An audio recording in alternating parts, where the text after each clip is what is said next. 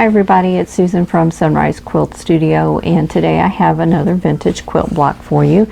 This one is called the Snail's Trail, and here is my sample block.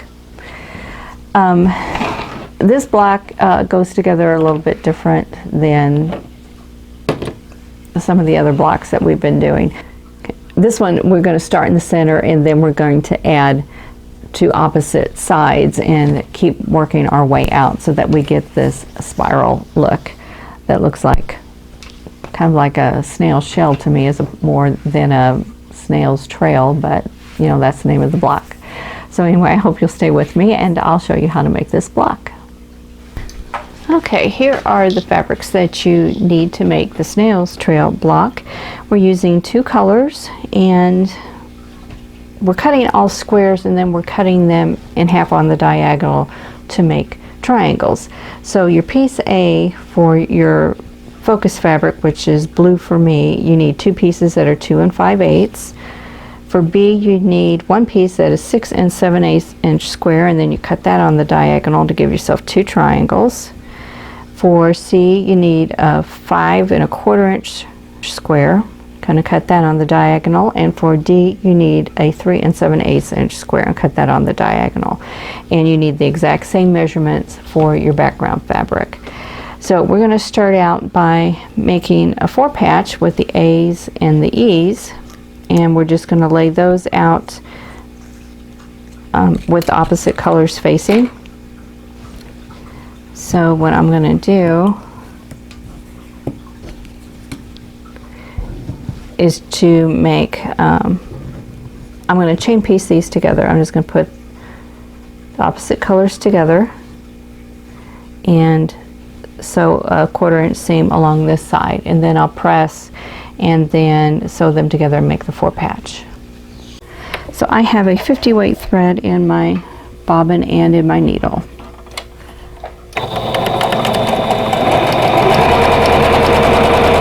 And I'm just going to chain piece these together.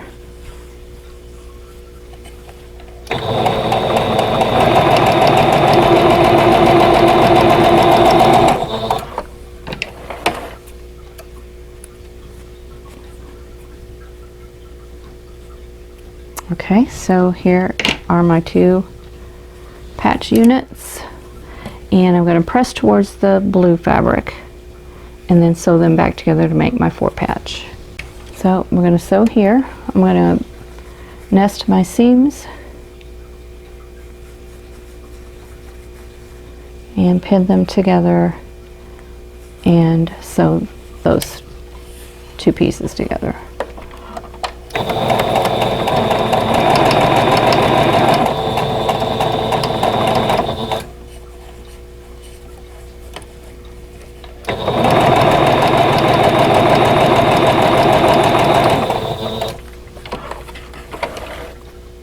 Okay, so here's the 4 patch right there, and I'm going to press the seams towards one side. You can press them open if you want. Okay, I'm going to start adding triangles to this now, and I'm going to position this so that one of the white squares is facing up, and I'm going to use one of the D triangles, which is the smallest triangle, and I'm going to add it to this left side here.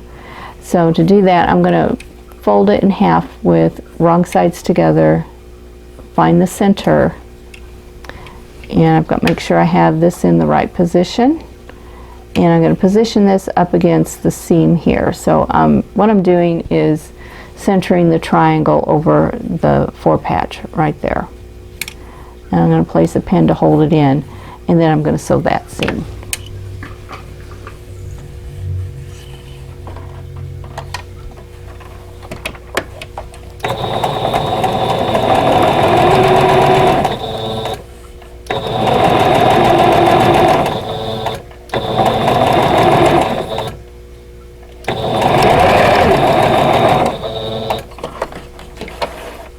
Okay, now I'm going to sew the other D triangle to the opposite side, and I'm going to do the same thing. Fold it in half to find the center, line it up with the seam,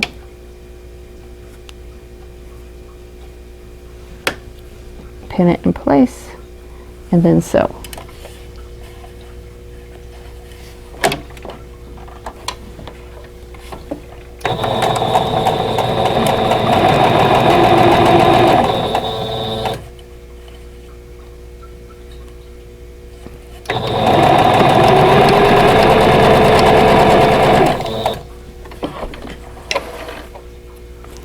Okay, so there are the first two triangles. So this is what we have. Now I'm going to press out towards these triangles.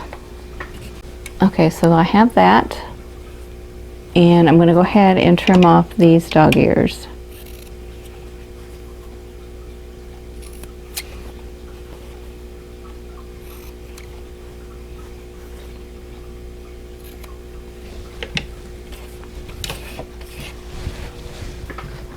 Okay, so now I need to use the H triangles, which are the white ones, and I'm going to do the same thing. So this is how we started. Now we're going to add the white to these two sides. And I'm going to do the same thing. Fold it in half to find the center. Match it up to the seam.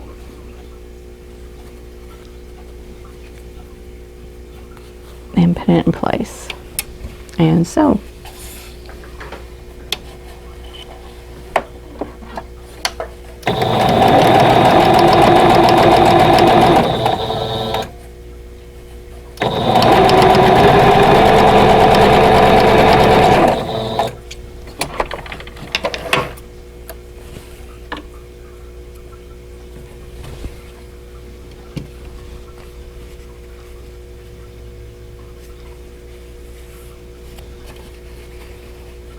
And do the same to the opposite side.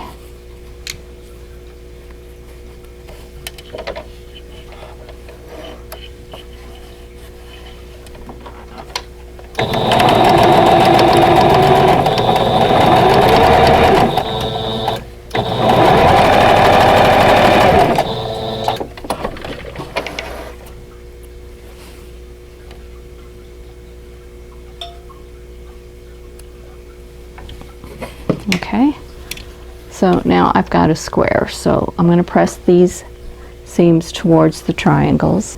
Here is the square so far. So I'm trimming off dog ears, which you will do that a lot on this project. You're going to have a lot of dog ears to trim off.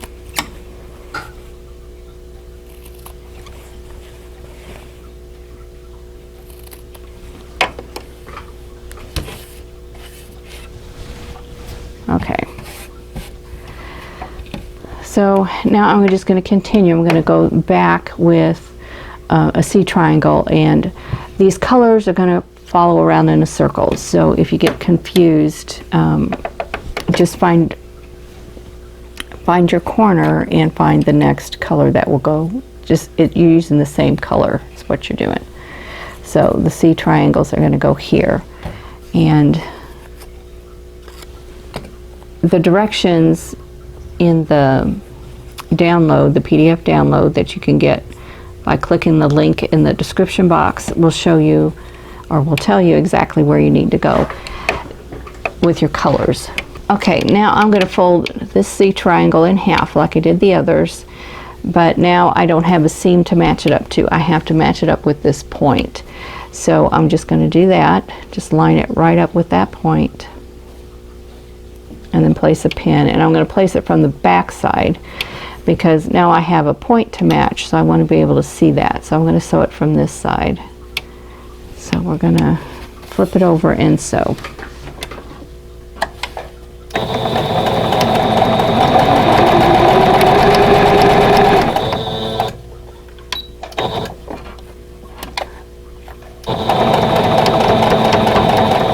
So I'm watching that point and trying not to blunt it off.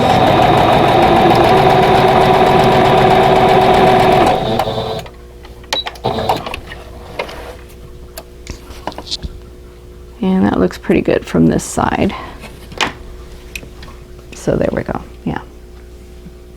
So now we have a nice point there. So I'm going to sew this triangle to this side.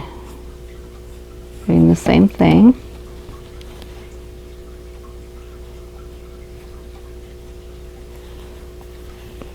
flip it over and pin it.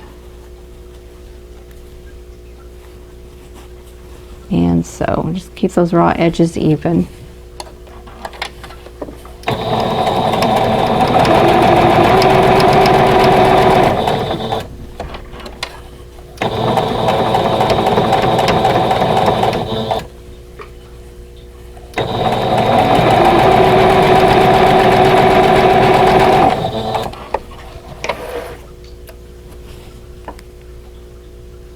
Okay, and now I'm going to press because we have this now. Okay, so now I need my G triangles, so we're going to use G on the other sides. And I do the same thing, fold it in half and match it up to the point. Now if you get to where you think we've got more than a 1/4 inch here, you can check that and trim it down if you need to.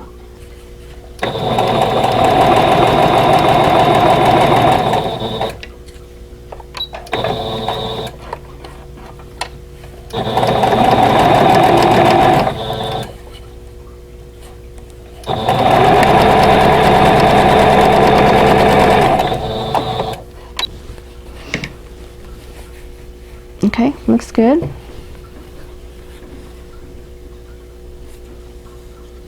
And do the next round.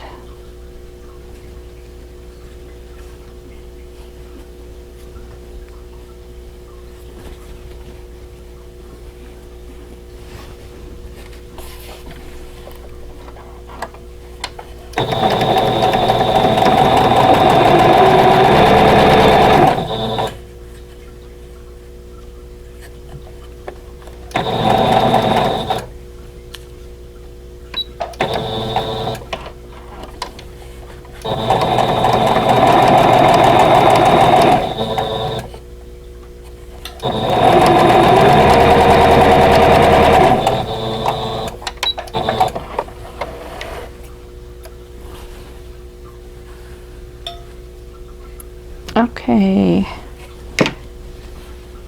there we go. So now I've got the square. So I'm going to press. Okay, so now we're down to the B triangles, and we're just going to do the same thing. Just keep repeating the same steps.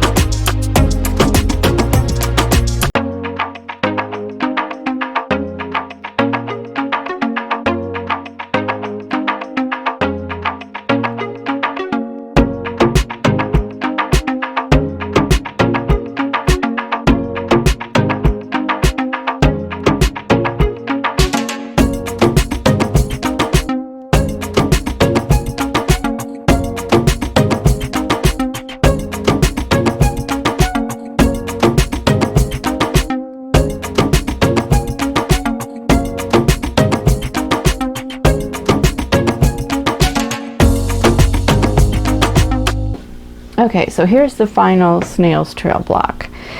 The steps are fairly simple. It's just you repeat the same steps over and over and over again. It's just have to remember to connect all of your colors together. So just follow that all the way around in a spiral, and you'll be able to get this block done. Well, that's it for the snail's trail block. I hope you enjoyed this video, and if you did, don't forget to click that like button and subscribe if you haven't already. Don't forget to click that notification bell so you'll be notified when the next video comes up. And in the meantime, I hope you're all staying safe and healthy, and I'll see you in the next video. Thanks for watching. For more quilting ideas, click on the video links. And to keep up with my latest projects, click on the subscribe button.